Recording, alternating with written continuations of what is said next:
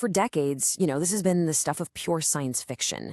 We're talking about a moment in the future, a moment so profound, so absolutely transformative, that human history as we know it just, well, it ends. This is about that point where our own creation, artificial intelligence, doesn't just get smarter, it becomes something else entirely. A moment so big it has its own name, the singularity. And look, this isn't just some abstract tech question. No, it's a question about us, about humanity, our limits, and maybe even our destiny. I mean, what really happens when the intelligence we're building becomes uncontrollable, irreversible, and starts to evolve way beyond anything we can even comprehend? Okay, so let's get into it. What is the singularity? The term itself sounds pretty out there, right? But it's a concept that visionaries, scientists, and some of the biggest names in tech are debating, and in some cases, literally racing towards. So, what are we actually talking about? So at its core, the singularity is basically an intelligence explosion. Think about it like this. It's the moment an AI can recursively self-improve. What does that mean? It means it learns how to get smarter, which then helps it learn even faster, which makes it smarter still. And boom, you get this runaway exponential explosion of intelligence. And the changes that would bring? Well, by definition, they're literally impossible for our brains to fully predict. You can't talk about the singularity without talking about this guy, Ray Kurzweil. He's Google's principal AI visionary, and when he talks, people listen. His predictions carry a ton of weight, mainly because they're all based on his law of accelerating returns, which is just a fancy way of saying that tech progress doesn't move in a straight line, it speeds up exponentially. But what's really fascinating is his take. For Kurzweil, this whole thing isn't about humans getting replaced, it's about a grand fusion. All right, so if we accept that this is a real possibility, the next very obvious question is when? When is all this supposed to happen? For decades, the timeline has been a moving target, always 30 years away, but lately the predictions have started to converge in a pretty startling way. Okay, so let's walk through this. The whole idea of machine intelligence has been around forever, right? Since at least 1950 with the famous Turing test. But now, look at the dates that come after. Ray Kurzweil, that guy we just talked about, has been saying for years that by 2029, an AI will pass the Turing test, basically achieving human-level intelligence. And then, get this, just 16 years later, in 2045, he predicts the main event, the singularity itself. We're not talking about some distant sci-fi future. That's within the lifetime of most of us watching right now. That's wild. And this right here, this perfectly captures the huge debate that's raging right now. You've got two camps. In one corner, you have the tech leaders on the front lines, people like Dario Amodei, Elon Musk, and some of them are saying AGI could be here as early as 2026. I mean, that's just around the corner. Then, in the other corner, you have the more cautious academic consensus. They're still placing the 50-50 odds a bit farther out, somewhere between 2040 and 2060. But here's the real takeaway. No matter who you believe, a world-altering event is now seen as not just plausible, but probable within the next 2 to 4 decades. This is happening. So all of this really leads us to a fork in the road, two completely different potential futures. Let's start with the first one, the really optimistic vision, the one championed by Kurzweil. This isn't a story about humans versus machines. Nope. It's the story of humans becoming more than machines.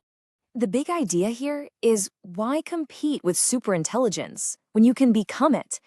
The theory goes that we'll integrate it directly into our own minds. Imagine connecting your brain to the insane computational power of the cloud. We'd essentially become a new kind of hybrid, part biological, part non-biological intelligence. Okay, so how on earth would that even work? Sounds like pure sci-fi. Well, the people who believe in this call the technology neural nanorobotics.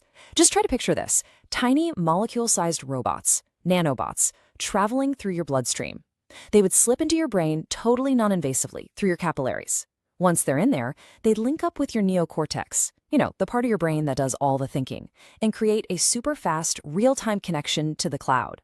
And the results of all that? Well, Kurzweil predicts we could expand our intelligence 1,000,000 times over, 1,000,000-fold. Just let that sink in for a second.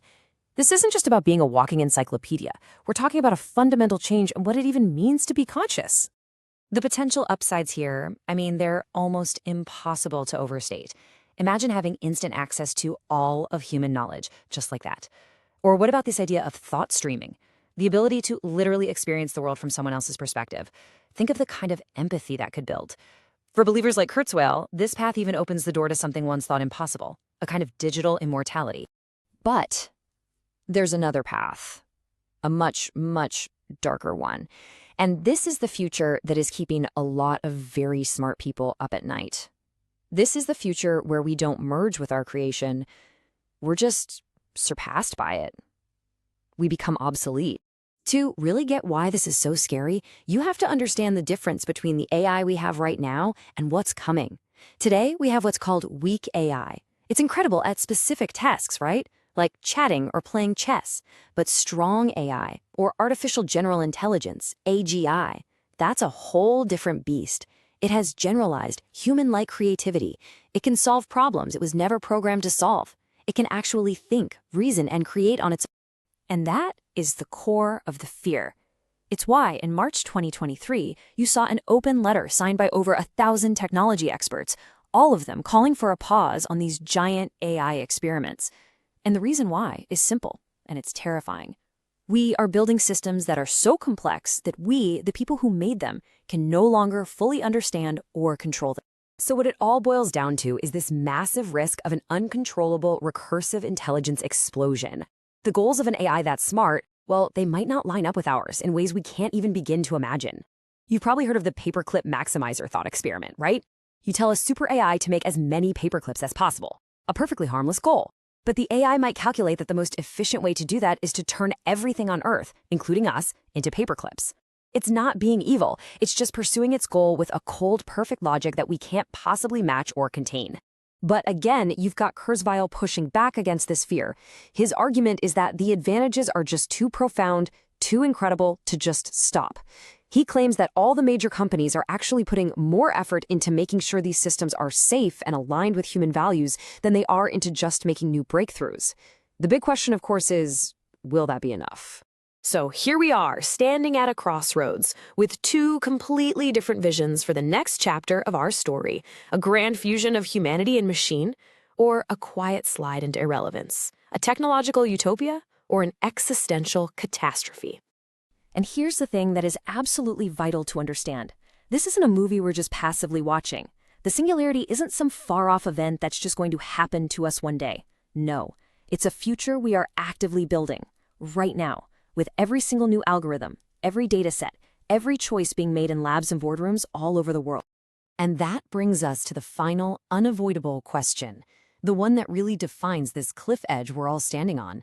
Are we architecting our own evolution, building the tools that will elevate us to a godlike existence, to a whole new plane of consciousness? Or are we, in our relentless race for more and more intelligence, simply writing the final chapter of our own story? It seems the choice, for now, is still ours to make.